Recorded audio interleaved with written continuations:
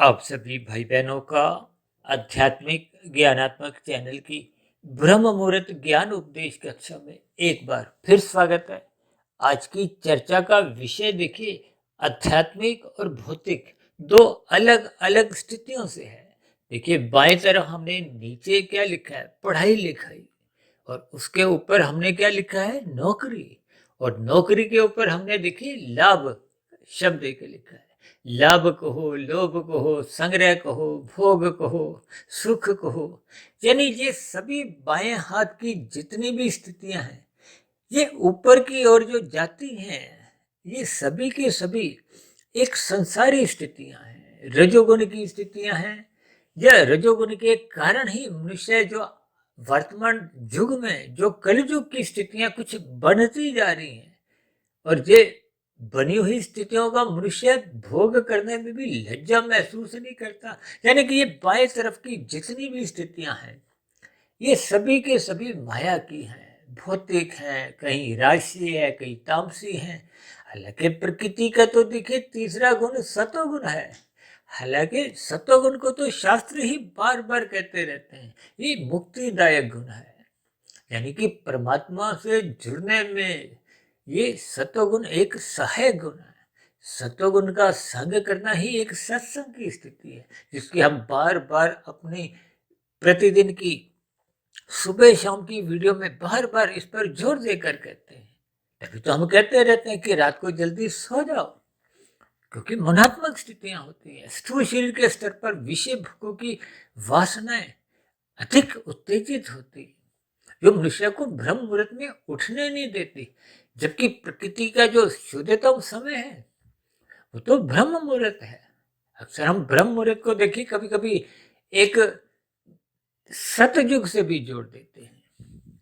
और ये जो दिन में देखी स्थिति है, इनको आप थोड़ा त्रेता युग, द्वापर युग, और शाम को सूर्य डूबने के बाद की स्थिति को आप कल युग से भी जोड़ सकते हो। क्योंकि वर्तमान समय ये जो 24/7 के विषय भोगों की रंगीनियां हैं, भोग हैं।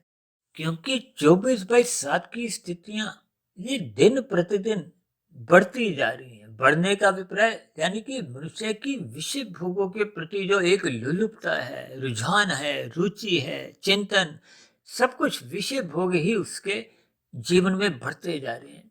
और यही विषय भोग जब अमर्यादित होने लगते हैं, मनुष्य इनका भोगने का व्यसनी बनता जाता है, प्रमाद में आने लगता है, तो मनुष्य फिर अपनी दिनचर्या को एक भोग वृत्ति में ही जीता है। काम करते हुए भी उसका विषय भोगों में चिंतन बना रहता है। और संसारी में जब जब मनुष्य कोई सत्संग करते हुए दिखाई भी देते हैं, तो फिर ऐसी स्थिति विशेष में वो भोग विषयों का आवेश को हो, प्रवृत्ति को हो, रुझान को हो, स्मृति को हो, फिर वो सत्संग करने नहीं देते। करने नहीं देने का अभिप्राय देखिए मन बुद्धि के स्तर पर है। देखिए, स्थूल शरीर के स्तर पर तो अक्सर हम सत्संग होते हुए भी दिखाई देते हैं, करते हुए भी लोग दिखाई देते हैं। लेकिन व्यवहार में, आपके हमारे जीवन में जब ये स्थितियां कुछ विशेष सकारात्मक रूप से कर्तव्य कर्मों के संबंधित दिखते नहीं है। क्योंकि मनुष्य पढ़ लिख कर केवल अपने अधिकारों के प्रति तो झकता जा रहा है। ये मेरे कानून का एक मुझे हक मिलना चाहिए, ये मुझे मिलना चाहिए। लेकिन अपने कर्तव्य कर्मों के प्रति उसमें कोई रुचि नहीं है। देखिए, कुछ तो हमें अपने कर्तव्य कर्मों को पारिवारिक स्तर पर निभाने होते हैं, गली मोहल्ले के स्तर पर निभाने होते हैं, अपने शहर के स्तर पर निभाने होते हैं, अपने राज्य देश के प्रति निभाने होते हैं, संसार के प्रति निभाने होते हैं, प्रकृति के प्रति निभाने होते हैं। देखिए, परमात्मा ने तो मनुष्य जोनि आपको हमें आध्यात्मिक उन्नति करने के लिए एक विशेष रूप से अवसर दिया है।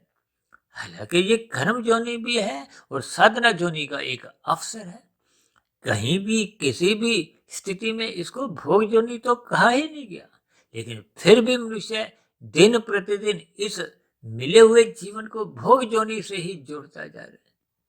तभी तो देखिए, ये जो बाएं हाथ में हमने पढ़ाई लिखाई की स्थिति लिखी है, पढ़ाई लिखाई के बाद हमने देखी नौकरी की स्थिति लिखी है, और नौकरी के बाद देखिए लाभ की स्थिति को हो, सुख की स्थिति को हो, भोग की, सब एक ही दृष्टिकोण से आप समझ सकते हो। अक्सर हम अपने परिवारों में देखते ही हैं कि बच्चा 2.5-3 वर्ष का होता है तो हम उसको प्ले स्कूल, नर्सरी कक्षा के एक दाखिले के लिए प्रयास करते हैं। और कलयुग में तो बड़े बड़े शहरों में ये जो प्ले स्कूल हैं या नर्सरी क्लासें हैं, इनमें भी देखिए हजारों में फीस ली जाती है। इसका अभिप्राय क्या है कि वहाँ का वातावरण पूर्ण रूप से देखिए राजसी है। विभिन्न प्रकार के सुख सुविधा के वहाँ साधन है, एक छोटे से बच्चे के लिए भी। यानी कि मनुष्य अपने मिले हुए जीवन में भौतिक पढ़ाई लिखाई को किस लिए अधिक महत्व देता है। हालांकि देखिए शास्त्रों में भी कोई भौतिक पढ़ाई का कोई विरोध नहीं है। यदि भौतिक पढ़ाई द्वारा ये मोबाइल का, इंटरनेट का, लैपटॉप का आविष्कार ही नहीं हुआ होता तो आज हम देखिए जो पिछले 5 वर्षों से अब तक जो हमने 2000 के आसपास की वीडियो आपके मोबाइल तक पहुंचाए हैं तो फिर ये संभव ही नहीं हो पाता। इसलिए शास्त्रों में भी भौतिक ज्ञान की निंदा नहीं है। अब मुझे ध्यान आ रहा है कि हमने एक संध्या बेला ज्ञान कक्षा में एक वीडियो प्रसारित किया था, मोबाइल एक खिलौना। और खिलौना शब्द में हमने देखिए 3 रंगों द्वारा उसमें कुछ स्थितियां दर्शाई थी। देखिए हमारी कोशिश होती है कि ये प्रकृति के 3 गुणों की जो स्थितियां हैं, तमोगुण, रजोगुण और सत्वगुण की स्थिति है। हालांकि आज हमने देखी बाएं हाथ में जो भौतिक स्थितियों का जो पढ़ाई लिखाई, नौकरी और लाभ सुख की जो स्थितियां दर्शाई हैं वो एक राजसी स्थिति है। लेकिन इन राजसी स्थितियों के पीछे ही ये तमोगुण छिपा रहता है। क्योंकि तमोगुण देखिए एक अंधकार की स्थिति है, एक अज्ञानता की स्थिति है। जैसे अंधकार प्रकाश के सामने खड़ा हो ही नहीं सकता, ठीक उसी तरह तमोगुण सतोगुण के समक्ष सामने खड़ा नहीं हो सकता। देखिए ये एक दार्शनिक स्थिति है। क्योंकि सूर्य को भी देखिए प्रकाश से जोड़ा जाता है, ज्ञान से भी जोड़ दिया जाता है। हालांकि देखिए स्थूल शरीर के स्तर पर आपको में सूर्य का प्रकाश मिलना आवश्यक है। तन के स्तर पर जितनी भी हम क्रियाएं करते हैं, भले ही आपकी हमारी आंखें स्वस्थ भी हों, फिर भी आपको में कार्य करने के लिए प्रकाश चाहिए, वस्तुएं देखने के लिए प्रकाश चाहिए, हाथ पैर हिलाने के लिए प्रकाश चाहिए। अन्यथा शाम को जैसे ही सूर्य अस्त होता है, अंधकार में स्थितियां बनती हैं, तो फिर हम अपने घरों में इसीलिए बल्ब ट्यूब जलाते हैं। यदि हम बल्ब ट्यूब नहीं जलाएंगे तो स्थूल शरीर के स्तर पर आपको में ठोकरें लगेगी क्रियाएं करते समय। ठीक इसी तरह आपको में जब तक मन बुद्धि के स्तर पर शास्त्रों का ज्ञान विज्ञान समझ नहीं आता, आज मनुष्य देखिए भौतिक स्तर पर कितने ही सुख सुविधा के साधन संजोए बैठा है, फिर भी रात को उसको नींद नहीं आती। मन में कितनी ही चिंताएं रहती हैं, क्योंकि मन के भीतर कोई प्रसन्नता नहीं है, तृप्ति नहीं है, असंतोष के भाव बने रहते हैं। ऐसे कितने ही धनी मनुष्य हैं जो एक एक दिन में देखिए इतना धन कमाते हैं जो आप और हम देखिए पूरे जीवन में भी कमा नहीं पाते, लेकिन फिर भी उनको रात को देखिए नींद नहीं आती। इसका कारण क्या है? क्या आपका हमारा मन बुद्धि के स्तर पर चिंताएं बढ़ती जा रही है। देखिए स्थूल शरीर के स्तर पर ये जो बाएं हाथ में हमने जितनी भी स्थितियां लिखी हैं, इनका संबंध स्थूल शरीर से है। जबकि दाएं हाथ में हमने देखिए शास्त्र लिखा है, शास्त्र के ऊपर हमने भक्ति लिखा है और भक्ति के ऊपर हमने आनंद लिखा है। और आनंद की स्थिति का अभिप्राय क्या है? परमात्मा से। क्योंकि परमात्मा ही एकमात्र आनंद स्वरूप सत्ता है और हम सभी आत्मा तो देखिए ज्ञान स्वरूप है। आत्मा और परमात्मा ये चेतन सत्ता है, जबकि माया, माया के 3 गुण एक ही बात है। देखिए ये एक जड़ सत्ता है।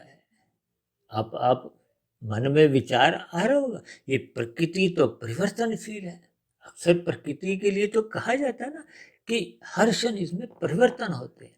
वो इसलिए होते हैं क्योंकि परमात्मा इस प्रकृति के 3 गुणों में निहित रहते हैं, विद्यमान रहते हैं।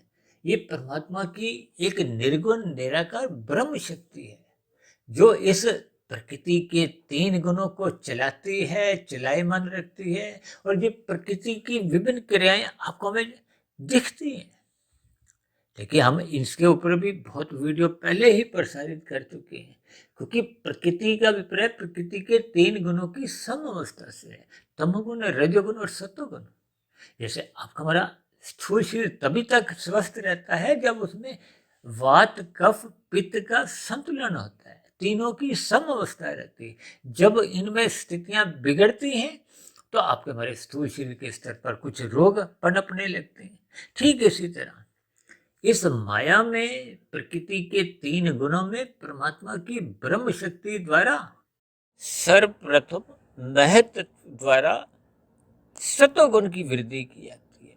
देखिए, जैसे आपका मेरे 3 शरीरों में सबसे अधिक जो महत्व है वो बुद्धि तत्व का है। बुद्धि ही मन को एक दिशा निर्देश जारी करती है, फिर मन द्वारा इंद्रियों को दिशा निर्देश दिए जाते हैं।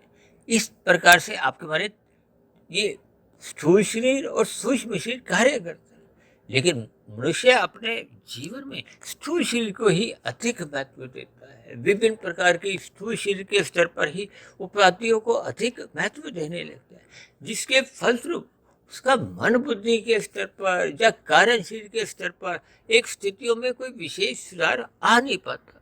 देखिए, ये सभी स्थितियां हम अलग अलग वीडियो में तो समझाते ही हैं, लेकिन आज हमारा दृष्टिकोण केवल वहीं तक ही है कि दाएं हाथ में हमने देखिए शास्त्रों की बातों को रखा है, सात्विक स्थितियों को रखता है, ताकि हम परमात्मा के स्थितियों को समझें, परमात्मा को पाने का एक लक्ष्य बनाएं।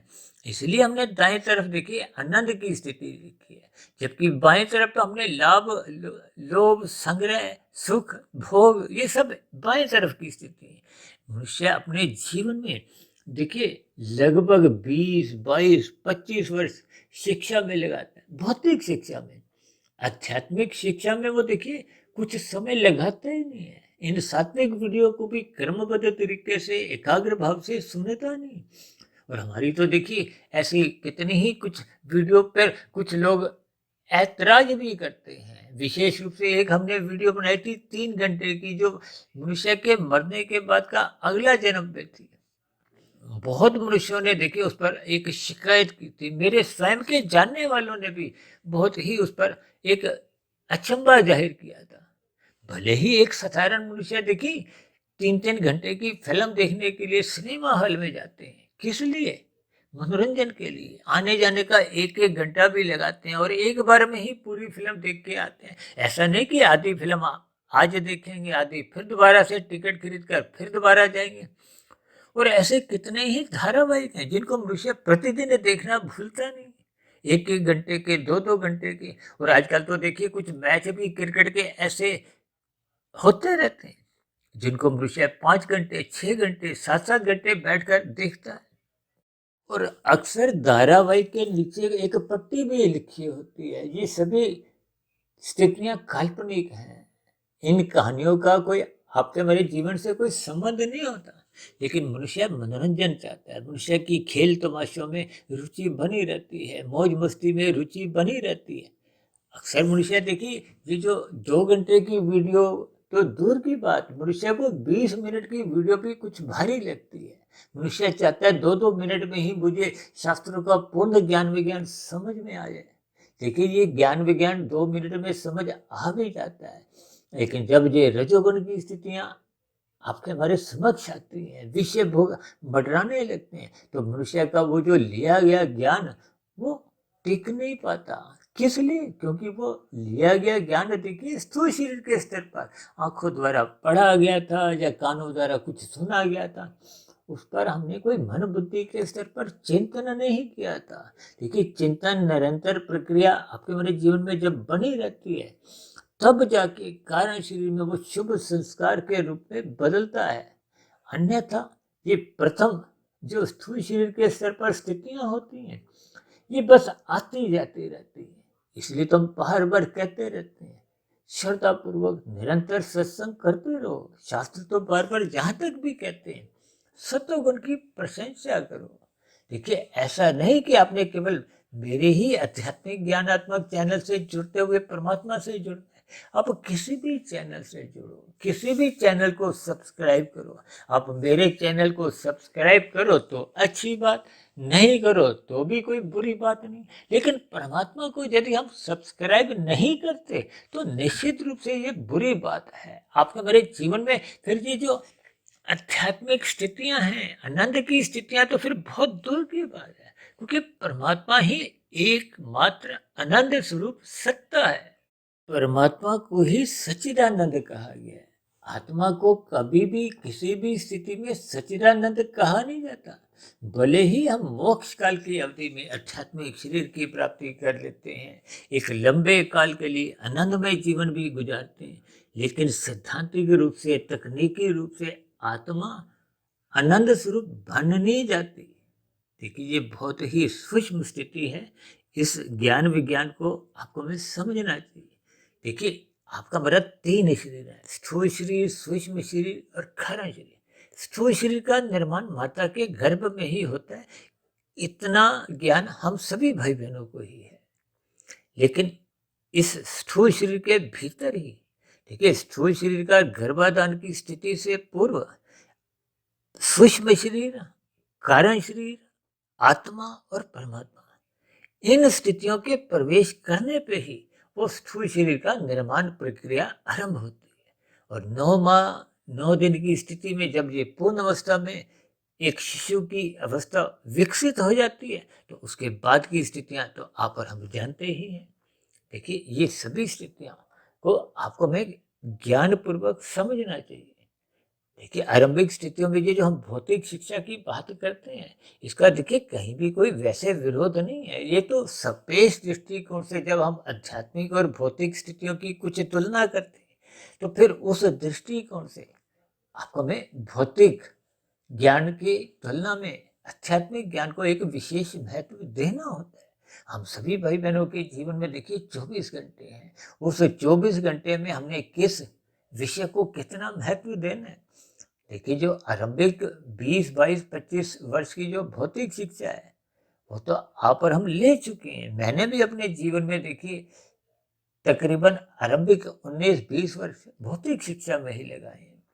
अक्सर ऐसा माना गया है कि आरंभिक स्थितियों में, विशेष रूप से देखिए कलयुग में, बचपन अवस्था से लगभग किशोरावस्था तक इन आध्यात्मिक स्थितियों का कोई विशेष ज्ञान नहीं होता। ये तमोगुण की प्रधानता सहज ही एक बनी रहती है, और किशोरावस्था के बाद रजोगुण की प्रधानता आने लगती है। ये एक सहज स्थिति है। इसलिए तो युवावस्था में ये जो स्त्री पुरुष के जो आपसी आकर्षण को एक सीमा में, धर्म में बांधने के लिए ये विवाह का एक संस्कार रखा गया है, ताकि विवाह बंधन के बाद ये प्रकृति का एक प्रवाह रूप में आगे की स्थितियां बने। देखिए, ये सभी स्थितियों को आपको में ज्ञान पूर्वक समझना होता है। यदि हम भोग दृष्टिकोण से इन स्थितियों में लिप्त रहते हैं, तो आपके हमारे जीवन में जो मिला हुआ जीवन का अवसर है, उसका हम फिर लाभ उठा नहीं पाते। लाभ उठाना क्या है कि आपके हमारे जीवन में आध्यात्मिक उन्नति के दरवाजे खुले। आपके हमारे जीवन में ये जो कर्म योग, ज्ञान योग, भक्ति योग की स्थिति है। देखिए, योग का अभिप्राय क्या है कि जब हम अपने मिले हुए जीवन में निष्काम भाव से कर्म करते हैं, आपका हमारा लक्ष्य परमात्मा को पाने का बन जाता है। यही तो हमने दाएं हाथ में देखिए लिखा है। पहले हमने शास्त्र लिखे हैं, जबकि बाएं हाथ में तो हमने पढ़ाई लिखाई ये भौतिक स्तर की है, और दाएं हाथ में हमने शास्त्रों का जिक्र इसीलिए वो सफेद रंग से दर्शाए, ताकि हम शास्त्रों को पढ़ें, सुने, समझें और परमात्मा को पाने का एक लक्ष्य बनाएं। देखिए, प्राचीन काल में तो गुरुकुल होते थे, वहाँ भौतिक शिक्षा के साथ साथ आध्यात्मिक शिक्षा दी जाती थी। लेकिन वर्तमान समय में देखिए, कुछ आध्यात्मिक स्थितियों का तो कोई विशेष स्थितियां बन नहीं पाती। पारिवारिक स्तर पर भी देखिए कुछ ऐसी स्थितियां कि आध्यात्मिक ज्ञान माता पिता को ही पूर्ण रूप से हो नहीं पाता, तो फिर वो बच्चों की तो स्थितियां और अधिक कमजोर रहती हैं। हो सकता है देखिए ये सभी बातें मनुष्य को सुनने में अच्छी नहीं लगती, लेकिन ये एक व्यवहारिक स्थिति है। और विशेष रूप से तो देखिए भागवत पुराण में तो कलयुग की 5 स्थितियों का भी वर्णन आता है। वो कलयुग की स्थितियां क्या है? दूत कीड़ा, मदपान, स्त्री संग, हिंसा और स्वर्ण। इन स्थितियों पे जाने से तो बचना चाहिए, ये बार बार शास्त्र कहते हैं। लेकिन मनुष्य आज इन पांचों स्थितियों में जाने से कोई लज्जा महसूस नहीं करता।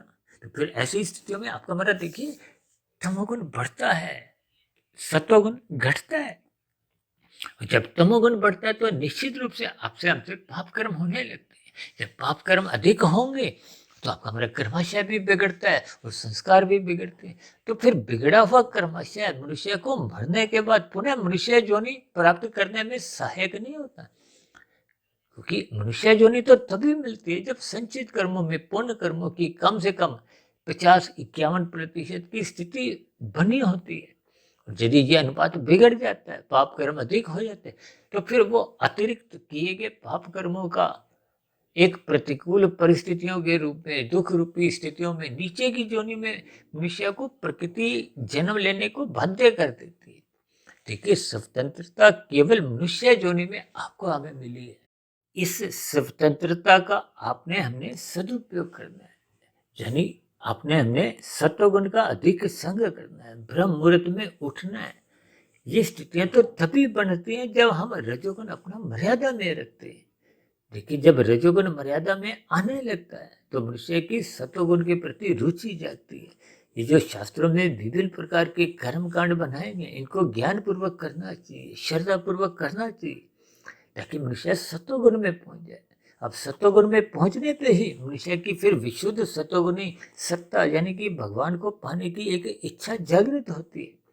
इसलिए वर्तमान समय में देखिए अक्सर मनुष्य इन कर्म कांडों को करता ही नहीं, यदि करता भी है तो श्रद्धा पूर्वक नहीं करता, लोभ से या भय से करता है। तो फिर ऐसी स्थितियों में वो सत्वगुण में किसी तरह चले भी जाता है तो वहां रुकता नहीं है, हाथ लगा के पुनः अपने संसार में लौट आता है। यानी कि मेहमान बन के हम सत्वगुण में जाते हैं, फिर अपने घर में लौट आते हैं। घर के आपका हमारा रजोगुणी तमोगुणी। देखिए जब जब रजोगुण अमर्यादित होता है तो वो तमोगुण में गिराता ही है। ये उपदेश तो भगवान श्री कृष्ण जी ने गीता में अर्जुन के रथ के 5 घोड़ों की स्थिति को, यानी कि घोड़ों की लगाम को अपने हाथ में रखते हुए यही एक उपदेश दिया कि रजोगुण को मर्यादा में रखो। इसीलिए तो एक शब्द में कहा गया इसकी उपेक्षा करो, यानी इसकी तरफ ज्यादा उछल कूद मत करो। जबकि आज मनुष्य देखिए इस रजोगुण को प्राप्त करने के लिए धर्मानुसार कर्म ही नहीं करता, पाप कर्म करने से भी हिचकता नहीं, और तमोगुण बढ़ाने में भी उसकी एक लोलुपता बनी हुई है। आज मनुष्य देखिए स्त्री संग, मद्यपान, हिंसा, दूध कीड़ा, स्वर्ण, ये सभी तामसी स्थितियों में खोया हुआ है, गिरने लगा है। और इन स्थितियों में जाने से मनुष्य को कोई लज्जा भी महसूस नहीं होती, कोई आत्मग्लानि भी महसूस नहीं होती। तो फिर निश्चित रूप से मनुष्य का पाप कर्मों का कर्मशय बढ़ता जाता है। जबकि ये जो हमने दाएं हाथ में लिखा है कि शास्त्रों को पढ़ो, गुरु को सुनो। परमात्मा आरंभिक स्तर पर देखिए सुनने का विषय है, फिर पढ़ने का विषय है, ताकि आपके हमारे कार्य शरीर में शुभ संस्कार बने। यदि हम शास्त्रों को देखिए सुनते नहीं है, पढ़ते नहीं है, ब्रह्म मुहूर्त में उठते नहीं है, तो फिर आरंभिक स्तर पर ये जो शास्त्र की स्थिति है, जैसे बाएं हाथ में हमने पढ़ाई लिखाई लिखा है, जो मनुष्य पढ़ाई लिखाई ही नहीं करता तो उसको तो देखिए नौकरी भी नहीं मिलती, तो नौकरी नहीं मिलती तो लाभ की सुख की स्थितियां ही नहीं मिलती। ठीक इसी तरह जब तक मनुष्य शास्त्रों को महत्व नहीं देता, शास्त्र का मतलब ही क्या है कि यहाँ माया, आत्मा और परमात्मा देखिए 3 ही तत्व है, चौथा कोई तत्व नहीं है। इन 3 तत्वों के ज्ञान विज्ञान को समझ लेना ही एक शास्त्र का पूर्ण ज्ञान है। और शास्त्रों में तो यहाँ तक कहा गया, भगवान श्री कृष्ण जी ने गीता में कहा है कि प्रकृति के 3 गुणों की जो एक गूढ़तम ज्ञान है, इसको समझो, माया के 3 गुणों को, खेल को समझो। इसलिए तो बार बार भगवान श्री कृष्ण जी कहते हैं निष्काम भाव से कर्म करो। यदि आप इन गुणों से जुड़ोगे, जुड़ना क्या है, संग करना, संग से फिर रंग आपके बड़े कार्य शरीर में बनता है, कर्मशय बनता है, संस्कार बनते हैं, और बने हुए संस्कार ही फिर मन बुद्धि में फुरने लाते रहते हैं, विचार आते हैं, वृत्तियां जागती हैं, फिर पुनः स्थूल शरीर के स्तर पर क्रियाएं होती, भोग होते। देखिए ये स्थूल शरीर, सूक्ष्म शरीर, कारण शरीर की ये जो एक चक्र है, ये अपने आप ही कार्य करता है। और मेरा तो व्यक्तिगत ऐसा मानना है कि आपके हमारे जीवन में लगभग 90% से अधिक कर्म तो बने हुए स्वभाववश होते हैं। और यदि मनुष्य का स्वभाव बिगड़ गया, बिगड़ने का मतलब उसमें तामसिक संस्कार है, तो निश्चित रूप से वो दिन में कितने पाप कर्म करता है उसको इसका बोध ही नहीं होता। इसलिए तो बार बार कहते हैं सत्संग करो, सत्संग करो। और शास्त्र यहाँ तक भी कहते हैं जो मनुष्य सत्संग नहीं करता तो उसके जीवन में पशु वृत्तियां सहज ही पनपने लगती हैं। अब पनपते पनपते फिर नाचने लगती हैं। नाचने से तो फिर आपका हमारा क्रमशः बहुत गहरे तल पे बिगड़ने लगता है। अक्सर हम देखिए लाल बत्ती पे रुकने से और हरी बत्ती पे चलने से धर्म को जोड़ते हैं। देखिए जब तक हम अपने धर्म का पालन, अपने कर्तव्य कर्म का पालन नहीं करते तो आपके हमारे मानवता, इंसानियत मरने लगती है। ये सभी स्थितियां देखिए एक व्यवस्था के अंतर्गत आपको में अपने कर्मों का ईमानदारी से पालन करना चाहिए। देखिए ये एक व्यवस्था है। धर्म का अभिप्राय कोई संप्रदाय से नहीं है, वो तो एक विचारधारा है। देखिए धर्म तो सबके ही जीवन में जब तक नहीं बना रहेगा तो फिर कहीं ना कहीं ये कलयुगी स्थितियां, संघर्ष की स्थितियां फिर सहज ही पनपने लगती हैं। आज समाज में देखिए जो संघर्ष की स्थितियां, अब दो देशों में युद्ध की स्थितियां जो पिछले लंबे समय से बनी हुई हैं, तो फिर ये स्थितियां बिगड़ती हैं, जिसके फलस्वरूप किसी का भी देखिए कल्याण नहीं होता। फिर समाज में ये संघर्ष की स्थितियां तनाव उत्पन्न करती है, जान माल की हानि होती है। इन सभी स्थितियों की ज्ञान विज्ञान को आपको में समझना होगा। शास्त्रों को अपना हमने महत्व देना है ताकि आपके भीतर में ये जो ज्ञान स्वरूप की स्थिति है, देखिए जब हम शास्त्रों को महत्व देते हैं, अक्सर मैं कहता हूँ ना श्रद्धापूर्वक सत्संग करो, तो ये 1% की सफलता है स्थूल शरीर के स्तर पर। फिर हम बार बार कहते हैं ब्रह्म मुहूर्त में इस पर चिंतन करो, शोध करो, मनन करो, तो ये मन बुद्धि के स्तर पर कुछ अधिक सफलता मानी जाती है, जिसको आप 10% की सफलता मान सकते हैं। फिर निरंतर पूरे जीवन आपको हमें अभ्यास करना है, यानी कि जब तक फिर कारण शरीर में वो मन बुद्धि से, फिर देखिए कारण शरीर में जब तक वो शुभ संस्कार बनते नहीं, देखिए शुभ संस्कार बनाने में तो वह पूरा जीवन भी छोटा पड़ जाता है। और बुरा संस्कार, बुराई मिटाने में कारण शरीर से ये पूरा जीवन छोटा पड़ जाता है। इसलिए तो कहते हैं जब तक कारण शरीर में शुभ संस्कार बनते नहीं तो फिर पहले के बने हुए जो बुरे संस्कार थे वो समाप्त नहीं होते। आरंभिक स्थितियों में तो वो कमजोर होते हैं, फिर धीरे धीरे समाप्ति की ओर जाते हैं। कहते हैं जब बीज जल जाता है तो उसमें फिर अंकुरण की संभावना नहीं होती। देखिए जब बीज जल जाएगा तो उसमें किसी भी प्रकार का कोई अंकुरण नहीं होगा। अंकुरण का अभिप्राय क्या है? जैसे छोटे छोटे पौधे उगते हैं, यानी कि जब संस्कार कारण शरीर में बुरे बन जाते हैं तो मन बुद्धि के स्तर पर फुरने आते हैं, पौधे जगते हैं। ये पौधे स्थूल शरीर के स्तर पर आकर बड़े हो जाते हैं, वृक्ष बन जाते हैं। तो फिर ये जो कर्मेंद्रियों द्वारा नए नए पाप कर्म होने लगते हैं और ज्ञानेन्द्रियों द्वारा भोग विषय विषय सहज ही करने लगता है, बाध्य हो जाता है। देखिए ये स्वभाव आपको में बाध्य कर देता है। अच्छा स्वभाव होगा तो अच्छे कर्मों में लगेगा, बुरा स्वभाव होगा तो पाप कर्मों को हम रोक नहीं सकते। ये बहुत ही सहज स्थिति है। आपने दुर्योधन की स्थितियों को समझा ही होगा, उसके स्वभाव में ही कुछ ऐसी स्थितियां थी। अन्यथा दुर्योधन ने भगवान श्री कृष्ण जी को एक बार नहीं, 10 बार नहीं, कितनी बार देखा, लेकिन उनके जीवन में कोई परिवर्तन नहीं आया, क्योंकि उन्होंने सुना नहीं, अपने स्वभाव में परिवर्तन नहीं लाए। देखिए इन सभी स्थितियों की आपको हमें भावार्थ समझने होंगे। यानी कि आपको हमें अपने बाएं हाथ की स्थिति को एक मर्यादा में रखना है, यानी कि परमात्मा को आपको हमें एक महत्व देना है। महत्व देने का अभिप्राय क्या है? शास्त्रों को पढ़ो, गुरु को सुनो, ब्रह्म मुहूर्त में उठो। ये सभी स्थितियां फिर धीरे धीरे ज्ञान विज्ञान परमात्मा का समझने में एक अनुकूल परिस्थितियां उत्पन्न करती हैं।